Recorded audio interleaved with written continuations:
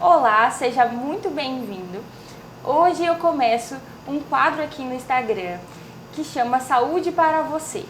Esse quadro tem o intuito de levar informação para as pessoas, para a população, para as famílias, para os profissionais da saúde, para os advogados, para os médicos e todos aqueles que se sentirem acolhidos, justamente para falar sobre os problemas diários que envolvam planos de saúde e levar um máximo de solução e informação para todos. E hoje eu tenho a honra de estrear o meu quadro com a doutora Maria Olinda Quilião, ela que é médica, especialista em neurologia infantil, e a gente vai estar batendo um papo muito legal falando um pouco sobre estimulação precoce. Seja bem-vinda, doutora Maria Olinda. Eu agradeço a oportunidade, estou muito emocionada porque eu sou a primeira entrevistada do quadro, achei isso uma delícia. Obrigada por me convidar. Imagina, esse quadro é um bate-papo onde a gente vai estar conversando e poder de alguma forma ajudar as famílias, os nossos clientes, pacientes e todos aqueles que se sentirem acolhidos, né? Claro, eu sempre digo que a informação é poder. Sim, então, com quanto certeza. mais informação a gente passa para a família, né, mais eles vão ter a chance de lutar pelos seus direitos. E eu adorei o seu quadro, eu acho que vai ser o maior sucesso. Obrigada. Me fala um pouco, doutora, qual que é o papel da neurologia infantil? Bom, a neurologia é uma ciência que começou aí pela metade do século XIX, tá, na França, e a intenção era realmente ajudar aquelas doenças relevantes que estavam associadas ali a distúrbios do cérebro. Agora, a neurologia infantil é uma ciência muito mais jovem, né? Na verdade, foi lá pela década de 70 que foi se observando que a gente precisa ter uma outra abordagem para a criança. As doenças são totalmente diferentes entre a neurologia do adulto e a neurologia infantil. Então, é uma outra especialidade. A gente está falando na neurologia infantil do desenvolvimento neurológico e as doenças que afetam esse desenvolvimento, que atrapalham o desenvolvimento normal de uma criança. Sim. Então, nós temos aí, nos meados da década de 70, o Dr. Lefebvre, que foi o pioneiro da neurologia infantil no Brasil, que foi o professor da minha professora, lá na USP, em São Paulo. Ele começa esse centro de neurologia infantil e começa, assim, no Brasil esse estudo.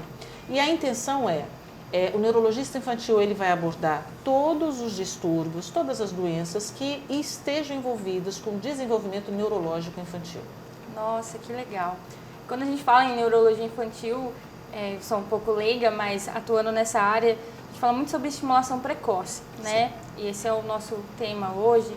O que seria essa estimulação precoce? Porque todo mundo fala da importância da estimulação precoce, os profissionais.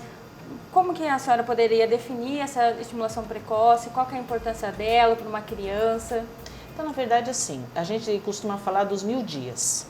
Os 1000 dias seria desde o momento intraútero, porque o cérebro do bebê começa a se formar nos 18 dias pós-concepção. Então, a mãe nem teve atraso menstrual e já está se formando o cérebro do bebê dentro da barriga da mamãe. Nossa. E vai até 2, 3 anos de vida, essa formação do cérebro. Qualquer insulto nesse momento vai provavelmente dar uma lesão. Então, quando nós temos uma doença neurológica, a gente tem que correr contra o tempo. A gente precisa aproveitar isso que a gente chama de plasticidade cerebral, que é esse grande lance da natureza, que é, com o estímulo adequado, fazer novas conexões e tentar, a gente explora o melhor potencial dessa criança, porque vão fazer novas conexões para tentar driblar aquela lesão que aconteceu em algum momento desses 1000 dias aí. Entendi. Essa é uma informação muito importante, porque quando a gente vai entrar com um processo de saúde, pleiteando um tratamento especializado ou algum tipo de terapia multidisciplinar para a criança, a gente sempre pede para o médico responsável falar sobre essa questão da estimulação precoce. Por quê? Demonstrando a urgência e a imprescindibilidade da criança iniciar os tratamentos, justamente porque tempo é muito precioso para essas crianças, né? Claro, é a janela terapêutica. Exatamente. Né? E aí, quando a gente entra com um processo, a gente pede uma tutela de urgência, que é a famosa liminar, e a gente explica justamente isso para os juízes, que a criança ela não pode ficar esperando o trâmite do processo, que às vezes 2 anos, 3 anos, para saber se ela vai ou não vai começar o tratamento. Justamente porque se ela não aproveitar aquele momento que ela se encontra, os danos, né, serão muitas vezes irreversíveis, né? Vai se fechar a janela terapêutica, né? Uhum. E aí a gente não vai ter aquele bom desempenho, não vai ter assim um prognóstico tão bom, porque quando a gente pôde atuar dentro das terapias adequadas, não houve essa atuação. Aí o cérebro, eu costumo falar para as mães assim, o cérebro vai ficando mais duro, menos responsivo, duro entre aspas, né? Menos responsivo às terapias. Não é que a gente vai parar de fazer terapia com uma criança de 10 anos. Exatamente. É que já não funciona tão bem, né? Então, quanto mais cedo, melhor.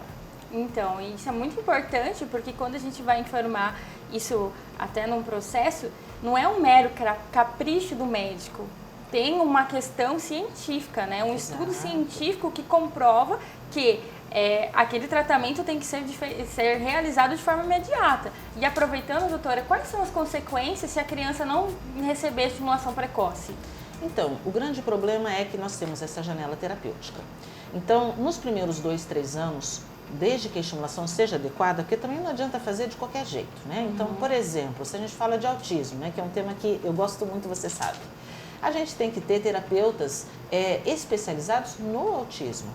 Então, com a estimulação adequada, você pensou em autismo, porque às vezes você não tem como fechar, a criança é muito jovem, você pensou em autismo, né, você suspeitou, você já trata como se fosse. Porque como são terapias, não é medicação, não vai fazer mal algum, né?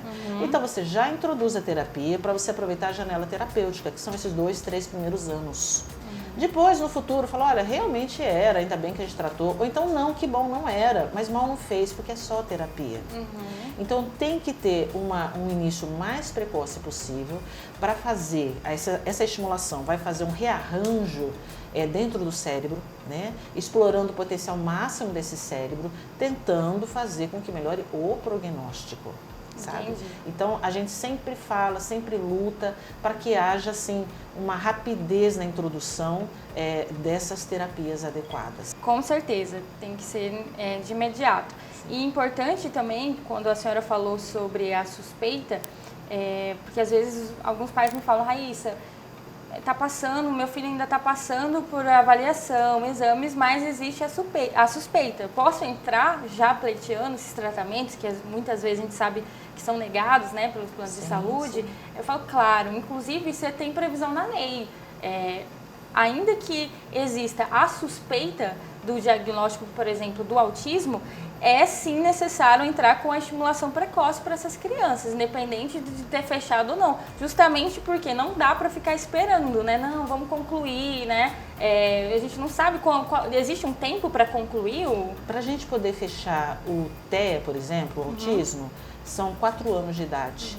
Mas o TEA leve, a gente só vai fechar com 6 anos de idade. Né? Entendi. Agora, mas aí a criança com 6 anos já digamos, não é tarde demais, mas assim, o prognóstico não vai ser tão bom. Então a gente, hoje em dia, ao contrário do que aconteceu uns 10 anos atrás, que a gente esperava realmente fechar o diagnóstico, hoje em dia não. A sociedade, não só a Sociedade de Neurologia Infantil do Brasil, como também a mundial, ela sugere o quê? Pensou, trata como se fosse. Né? Porque isso vai mudar totalmente o prognóstico. Doutora, uma dúvida que eu sempre tive com relação a esses diagnósticos, já que a gente entrou no caso de autismo. Antigamente, não parece que a gente não tinha tanto esse diagnóstico, né? As crianças, quando eram diagnosticadas, já um período muito tarde, e a gente não falava tanto dessas terapias multidisciplinares hoje, né? Igual é hoje. Por quê? O que justifica? Porque hoje a gente tem tantos casos de diagnóstico, o que mudou? Por que hoje a gente tem tantos casos de diagnóstico de crianças com autismo? Então, na verdade, isso é uma coisa que cada vez que a gente tem um congresso, a gente aborda esse assunto dentro da neurologia e da psiquiatria infantil. Mas assim, o que se acredita é que, algum tempo atrás, houve uma mudança do conceito. Entrou a palavra espectro. Porque antes o autista era só aquele muito grave, que era totalmente dependente, que não tinha um bom prognóstico. Hoje em dia, como a gente tem um espectro, a gente tem desde o leve, moderado até o grave, a gente tem um outro olhar e com isso aumentou-se o número, né, de indivíduos diagnosticados como autistas. E também eu acredito que você tem, os próprios médicos, eles estão cada vez mais com um olhar mais atento. Então antes aquilo passava despercebido, né? E enquanto que hoje não, hoje o médico realmente tem um outro olhar. Aquela criança que está com um pouquinho de atraso na fala, eles já se preocupam, já pensam que pode ser um sinal de autismo, já encaminha para um psiquiatra infantil ou para um neurologista infantil, que é o adequado para fazer o diagnóstico, né? Então, mas isso ainda realmente está sendo discutido. Porque é uma coisa que antes era, digamos, tão incomum e hoje em dia, alguns estudos, se fala até de 1 para cada 48 indivíduos. Se a gente for comparar, né, estudando um pouco sobre o autismo, o tanto que aumentou de um tempo para cá, eu falei, gente, mas por quê? Né? Justamente, acredito, essa preocupação que vocês médicos têm, né, de já esse olhar com mais atenção para a criança. Antigamente... como que, não, tem, como que chama? TDAH? Sim, verdade. Tudo era, a gente falava muito TDAH, exato, né? Mas hoje não. Desritmia, tinha esse balaio de gato aí, todo mundo era desritmia, né? Exatamente, muito, muito legal mesmo. E me diga uma coisa, assim, antigamente... essas famílias, inclusive, escondiam as crianças que tinham autismo, né? Havia, assim, toda uma situação de esconder aquilo que era diferente, não só os autistas, todos aqueles que tinham necessidades especiais. E hoje em dia a gente vê que é um movimento diferente, né? Você, melhor do que ninguém, pode falar sobre isso para nós. Com certeza, as famílias hoje, elas estão muito empoderadas. O grupo das mães, principalmente das crianças com autismo, elas são muito unidas, né? Sempre buscando, trocando informação, criando projetos, isso é muito legal. Então hoje elas têm tatuado, né? Mãe de autista. Isso é muito importante e eu falo que isso causa um avanço até nos direitos, né? Justamente porque quanto mais a gente briga por esses tratamentos, pelos direitos das crianças com deficiência, as conquistas são cada vez maiores e mais aceleradas, né? As mães têm uma voz muito importante. Inclusive, esses dias eu falei sobre essa questão de tratamentos especializados que quando eles não são incorporados pelo plano de saúde, pelo rol, o poder que os beneficiários têm de fazer com que esses tratamentos sejam incluídos para que o plano de saúde seja obrigado a fornecer é muito grande. E às vezes as famílias não sabem. Então essa é uma luta diária, onde os pais, não só eu digo com relação a tratamentos, né, os especializados, mas os direitos como LOAS, profissional de apoio e diversos outros direitos que as crianças necessitam, né? Isso é muito importante e eu já aproveito para agradecer porque eu acompanho o seu trabalho já tem um tempinho, né? É uma honra a gente poder trabalhar junto em prol das famílias, né? Das crianças, buscando sempre o melhor tratamento e sempre garantindo o direito dessas crianças, dessas famílias, dessas pessoas com deficiência, porque a senhora como médica não se limita somente em prescrever um tratamento, um medicamento para o seu paciente, mas também sempre indica um profissional de apoio, fala que, olha, você tem direito ao profissional de apoio, procure os seus direitos porque existe o LOAS, uma vaga de estacionamento, prioridade, questão da moradia. E é muito legal, porque isso tem um feedback muito bom dos pais, falando, nossa, eu nem sabia o que era LOAS. Sim. Foi a primeira vez que eu tive esse contato, foi dentro do consultório da doutora, dá vontade de abraçar a doutora e levar para casa, isso que as mães falam, né? É muito bacana. E eu sei que uma coisa que é muito legal a gente mencionar, porque muitas famílias não sabem a pressão que a gente acaba sofrendo, claro, inclusive por órgãos de fora que fiscalizam, eles sempre estão cuidando da gente. O que está sendo solicitado, por que solicitou, e a senhora é a melhor pessoa para me falar sobre essa pressão que a senhora já sofreu, porque eu acompanho o seu trabalho. Exatamente, eu e vários colegas médicos, a gente sofre o tempo todo pressão, porque eles, obviamente, não há nenhum interesse em que as famílias busquem os seus seus direitos, né? Porque a gente atrapalha, né? A gente, olha, tem direito ao professor de apoio, tem que correr atrás do LOAS, tem passe urbano, isso é direito. Então, essas coisas, eu acredito que médico é muito mais do que um prescritor de receitas. Com certeza. Eu acho que médico também é um professor, a gente atua como assistente social às vezes, né? Então, isso faz parte da medicina. E, infelizmente, muita gente tenta coibir. Eu sei de colegas que, infelizmente, pararam de fornecer essas informações porque se sentiram tão coibidos, tão intimidados, que pararam de prescrever, o que é uma pena, né? Mas, assim, eu acredito e eu sempre estou agindo dessa maneira. Eu acho que o que é certo, o que é direito, é direito. Com né? certeza. A gente não está fazendo nada de errado, não. a gente só está levando informação que tem previsão na lei, Exato. não está extrapolando nenhum questão do que a gente pode fazer dentro do nossos estatutos, né? Exato. Tanto da OAB, tanto do Conselho de Medicina. Por quê? Porque, na verdade, a gente está, de uma certa forma, ajudando essas famílias. O que a gente quer é que a lei seja cumprida. Esse é o nosso objetivo, né? Exatamente. Não está fazendo nada de errado, mas infelizmente, e aqui eu falo não só de plano de saúde, porque eu sei, porque eu acompanho a pressão também que alguns médicos, quando eles são credenciados, alguns planos, que está prescrevendo um tratamento que não tem previsão no rol, se o plano de saúde não pode... E eles param. Simplesmente, as famílias ficam um pouco chateadas, mas realmente existe uma pressão muito grande, não só do plano, mas do estado, do município. Por quê? A gente está causando barulho, né?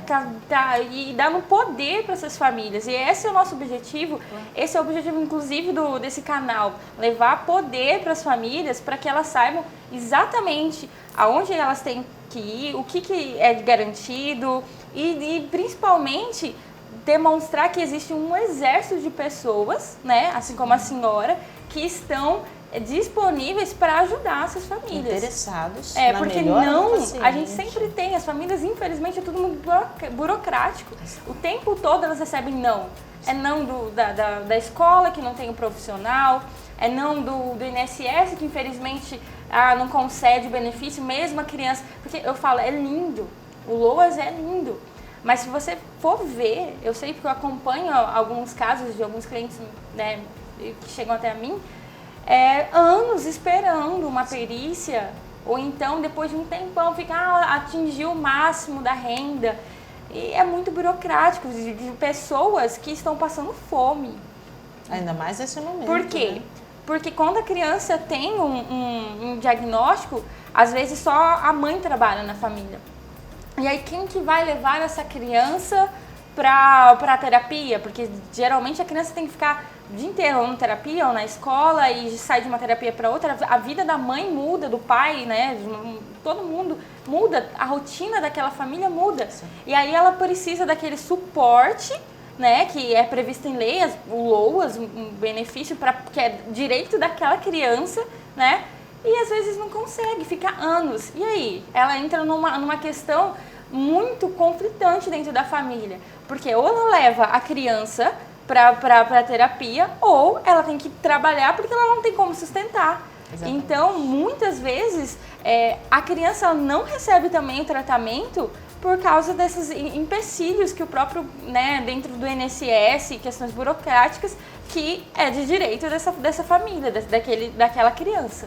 Né? Claro. Então, mas a gente sempre coloca à disposição para estar ajudando essas famílias e levando informações. Com né? certeza. Doutora, muito obrigada por fazer parte desse quadro, iniciando esse quadro. Eu me senti muito Eu espero honrada, que tenha feliz. uma ótima repercussão, porque o intuito com certeza é levar informação e solução para as famílias, que elas se sintam acolhidas com o nosso trabalho, que elas vejam os nossos vídeos, aproveitando falar do canal da doutora. A doutora tem um canal muito importante no YouTube, onde ela está convidando profissionais altamente capacitados. Ela sempre está falando um pouquinho mais sobre a neurologia infantil, sobre estimulação precoce.